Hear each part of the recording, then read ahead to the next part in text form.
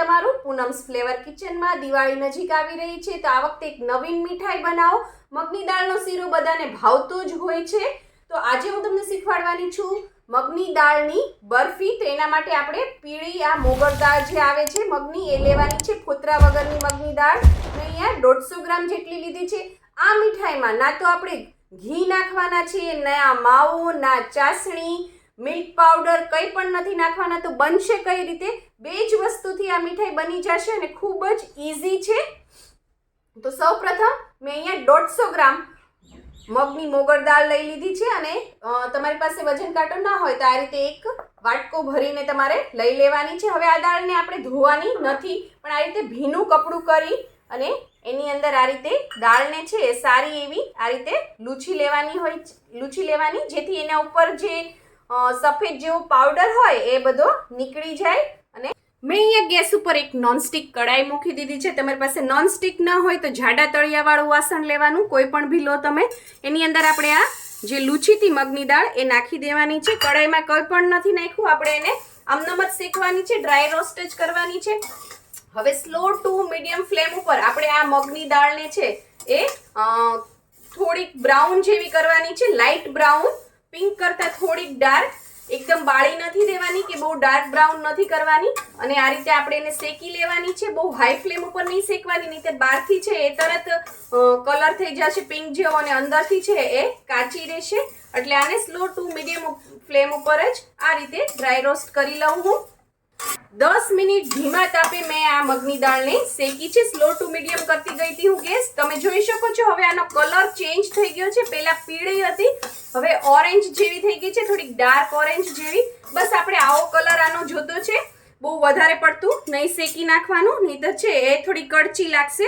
હવે આપણે ગેસની ફ્લેમ બંધ કરી દઉં છું અને એક થાળીમાં આને આ રીતે કાઢી લેવાની છે અને ફેલાવી દેવાની, અને આને હવે છે એ થોડી વાર ઠંડી થવા દેવાની પંખા નીચે। અને હવે અહીંયા મેં એક મિક્સરનું જાર લઈ લીધું છે, આપણી આ દાળ છે એ ઠંડી થઈ ગઈ છે, થોડી ઠંડી થવા દેવાની પછી જ પીસવાની, ગરમ ગરમમાં નહીં પીસવાની, નહીં તો સરખું નહીં પીસાય, લોંદા જેવું થઈ જશે। અને હવે આને આપણે ક્રશ કરી દેવાનું છે, એકદમ પાવડર જેવું ક્રશ નથી કરવાનું, થોડું છે થોડું કણી કણી પડે એ રીતનો રાખવાનું છે ટેક્સચર એનું। મગની દાળને મેં મિક્સરમાં પીસી લીધી છે, હવે આપણે એને ચાળી લઈએ, ચાળવી જરૂરી છે જ, કદાચ એકાદ દાણો છે એ કોઈ રહી ગયો હોય તો પછી જ્યારે આપણે આ બરફી ખાશું ત્યારે મોઢામાં આવે દાંત નીચે, એટલે આ રીતે તમારે ચાળી લેવાનું। ફરીથી અહીંયા ગેસ ઉપર મેં એક કડાઈ મૂકી દીધી છે। હવે કડાઈની અંદર આપણે સૌથી પહેલાં નાખવાની છે મલાઈ, આ ઘરની જ મલાઈ છે, આપણે દૂધ ઉપર જે તર જામે છે એ જ મલાઈ છે, એ મેં અહીંયા લીધી છે। એક વાટકો ભરીને આપણે જે વાટકાથી મગની દાળ લીધી હતી એ જ માપથી આપણે તમારે મલાઈ લેવાની છે। અને તમારે વજનમાં જોવું હોય તો 200 ગ્રામ જેટલી મલાઈ છે, 150 ગ્રામ મગની દાળ લીધી હતી તો 200 ગ્રામ જેટલી, અને કાંટો ન હોય તો વાટકાનું માપ સેટ કરી લેવાનું, જેટલી મગની દાળ એટલી જ એ જ વાટકાના માપથી ઘરની મલાઈ લેવાની છે। અને હવે આ મલાઈની અંદર મલાઈને આપણે થોડી મિક્સ કરી લઈએ આ રીતે। મલાઈ છે સરસ ઓગળી ગઈ છે, ત્યારબાદ આપણે આ મગની દાળનો જે ભૂકો રેડી કરીને રાખ્યો છે એ આપણે આની અંદર નાખી દઈએ અને મિક્સ કરી દઈએ। આ બહુ જ જલ્દીથી બની જશે, ઇન્સ્ટન્ટ બરફી છે આ, અને તમારે કંઈ પણ વસ્તુ માર્કેટમાં લેવા નહીં જવી પડે, ના ઘી ના માવો, કંઈ પણ વસ્તુ નહીં, મિલ્ક પાવડર નહીં, ચાસણી નથી કરવાની, એટલે કોઈ પણ છે આ બનાવી શકે છે। ગેસની ફ્લેમ હવે થોડી ધીમી કરી દેવાની અને આ બધું છે એ સરસ મિક્સ કરી દેવાનું છે આની અંદર, અને થોડીક વાર આપણે એને શેકી લેશું। અત્યારે આ થોડું ટાઈટ લાગે છે, પણ ફરીથી છે એ આગળ જતા થોડું હજી ઢીલું થશે। હવે અહીંયા દૂધમાં પલાળેલું કેસર છે એ હું નાખું છું, થોડું દૂધ હતું 4-5 ચમચી જેટલું, અને એની અંદર કેસર નાખેલું હતું, એનાથી કલર સરસ આવશે, સુગંધ પણ સરસ આવશે। તમારી પાસે કેસર ન હોય તો ચાલે, નહીં નાખતા, એના બદલે તમારે 4-5 ચમચી જેટલું દૂધ આમનામ નાખી દેવાનું। અને આ બધું સરસ આપણે મિક્સ કરી દીધું છે આની અંદર, અને 2 થી 3 મિનિટ શેકી લીધું છે। હવે આને વધારે શેકવાની જરૂર નથી। હવે આપણે એની અંદર નાખવાનો છે ખાંડનો પાવડર। મિક્સરમાં મેં છે ખાંડને ક્રશ કરી લીધી છે, જે વાટકીથી તમે મગની દાળ લીધી હતી એ જ વાટકીથી તમે ખાંડ લઈ શકો છો। મગની દાળ છે એ આખી ભરેલી હતી, આમાં થોડુંક આપણે કાંઠાથી થોડું નીચે તમારે ભરવાનું, અને તમારે વજનમાં જોવું હોય તો 125 ગ્રામ જેટલી છે, 150 ગ્રામ જેટલી મગની દાળ લીધી હોય તેની સામે 125 ગ્રામ જેટલી ખાંડ લેવાની છે અને ગળ પણ વધારે ઓછું તમારે તમારા ટેસ્ટ પ્રમાણે પણ કરી શકો છો. હવે ખાંડ નાખી અને ફરીથી હું આ બધી વસ્તુ છે મિક્સ કરી દઈશ. હમણાં જ તે ખાંડ ઓગળશે અને એનું પાણી થશે એટલે આ બધું ફરીથી છે એ થોડું ઢીલું થઈ જશે.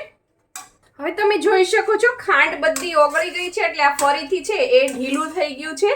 ઘણીવાર એવું બને કે ખાંડ ઓગળે તો પણ છે એ આ માવો ટાઈટ રહે, તો તમારે શું કરવાનું, 2-3 ચમચી ફરીથી મલાઈ આની અંદર નાખી દેવાની એટલે તરત જ બધું છે એ ઢીલું થઈ જશે. મલાઈ નાખવાની, દૂધ નહીં નાખવાની. આ રીતે તમારે છે બધું મિક્સ કરી દેવાનું સરસ. હજી આપણે આને શેકીશું કારણ કે હજી ખાંડ છે એનું પાણી થયું છે આમાં એટલે આ બધું ઢીલું છે, આ જામશે નહીં. આમાંથી થોડું ઘી છૂટે અને એકદમ આ માવો છે એ કડાઈ છોડી દે ત્યાં સુધી આપણે આને રોસ્ટ કરીશું. બહુ ટાઈમ નહીં લાગે, 5-7 મિનિટ જ લાગશે. તો આને તમે જોઈ શકો છો આ સરસ શેકાઈ ગયું છે. જો પાણીનો ભાગ હતો એ બધું બળી ગયું, એકદમ છૂટું છૂટું થઈ ગયું અને કિનારીઓ ઉપર તમે જોઈ શકો છો થોડું થોડું ઘી છે એ છૂટું પડવા માંડ્યું છે એટલે આ રેડી છે. તમારે વધારે ઘી તમને પસંદ હોય તો તમે અત્યારે આની અંદર 5-6 ચમચી ઘી નાખી શકો છો તો પણ બહુ જ સરસ ટેસ્ટ આવશે. આ રેડી થઈ ગયું છે. હું ગેસની ફ્લેમ બંધ કરી દઉં છું. સરસ શેકાઈ જાય પછી આની અંદર મેં 5 લીલી એલચીનો પાવડર કરી દીધો છે એ નાખી અને મિક્સ કરી દેવાનું છે. હવે અહીંયા મેં એક નાની ચોકી લઈ દીધી છે ને એની અંદર આપણે છે દેશી ઘી નાખી દીધું છે અને આ રીતે સરસ બધે લગાવી દેવાનું છે. તમારી પાસે આવી ચોકી ન હોય તો નાની ડીશ કે થાળી પણ ચાલે. હવે જ્યારે આપણે આ મિક્સચર છે એ ચોકીમાં અથવા થાળીમાં પાથરવાના હોઈએ ત્યારે જ એની અંદર થોડુંક દૂધ નાખી દેવાનું છે, 2-3 ચમચી જેટલું, અને મિક્સ કરી દેવાનું. આ એક ટ્રીક છે, આ કંદોઈની જ ટ્રીક છે. આનાથી છે એ સરસ એનું બાઇન્ડિંગ સરસ આવશે, સોફ્ટ થશે અને સરસ જામશે પણ ખરી. અને તમે જોઈ શકો છો કે જેવું આપણે થોડુંક દૂધ નાખ્યું એટલે તરત જ એ છે ઘી રિલીઝ થવા માંડશે અને ખૂબ જ સરસ ટેસ્ટ આવશે. ગરમ છે એટલે દૂધ છે એ પાકી જશે, બગડવાનો ભય નહીં રહે. એટલે આ રીતે તમારે 4-5 ચમચી છે એ દૂધ નાખી દેવાનું, જેવી બરફી પડે એ રીતનું. એટલે ખૂબ જ સરસ બરફી બનશે, એકદમ સોફ્ટ બનશે. અને હવે આ ચોકીની અંદર આ બધું જ આપણે નાખી દઈએ જે આપણે શેકીને રેડી કર્યું છે અને સરસ એને પાથરી લેવાનું છે તમારે આ રીતે. અને ફટાફટ કરવાનું થોડું જેથી જામી ન જાય. દૂધ નાખજો, એનાથી ખૂબ જ સરસ થશે, ઘી છૂટશે અને એકદમ સોફ્ટ થશે. હું આ બધું સરસ છે એ સેટ કરી લઉં. જો મેં સરસ પાથરી દીધું છે, તમે ઘી જોવો, આપણે થોડું દૂધ નાખ્યું છેલ્લે એટલે કેટલું બધું ઘી બહાર નીકળ્યું છે. અને મેં આ રીતે વાટકીથી છે એ સેટ કર્યું હતું. તમે જો હું સેજ જ વાટકી દબાવું છું, સેજ આમ હાથ કરું છું ત્યાં મારો હાથ જોવો કેટલો ઘીવાળો થઈ ગયો છે.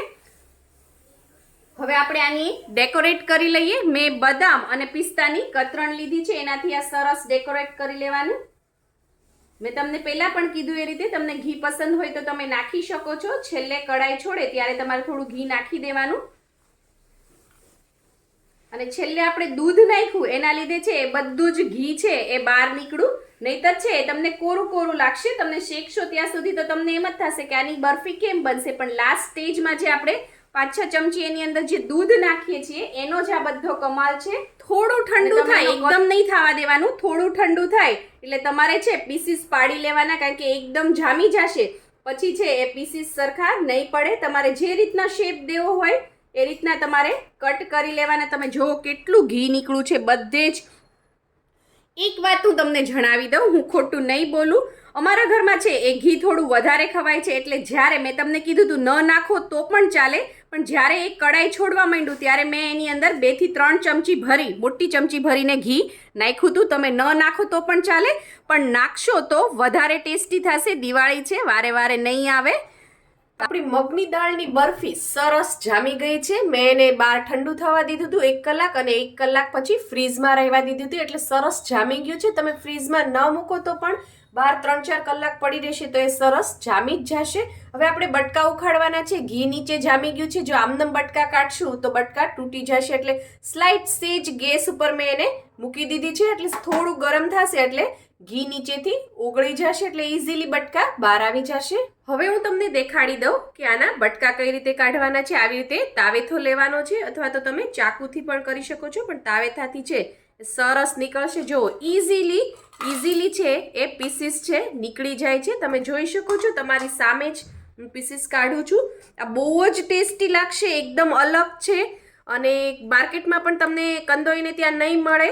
તૈયાર છે આપણી મગની દાળની બરફી. બહાર પણ સારી રહી છે અને ફ્રીઝમાં તમે રાખશો તો 25 થી 30 દિવસ સુધી આ બરફીને કંઈ જ નહીં થાય. જો તમને મારી આ રેસીપી પસંદ આવી હોય તો લાઇક, શેર, કમેન્ટ કરો. પ્લીઝ મારી ચેનલને સબસ્ક્રાઇબ કરો અને હા, બેલ આઇકન દબાવવાનું ના ભૂલશો, જેથી આવી જ સરસ મજાની વાનગીઓ તમારા સુધી પહોંચતી રહે. અને હવે તમારે બીજી કઈ મીઠાઈની રેસીપી જોવી છે એ મને કોમેન્ટ બોક્સમાં જણાવજો. Please like and subscribe.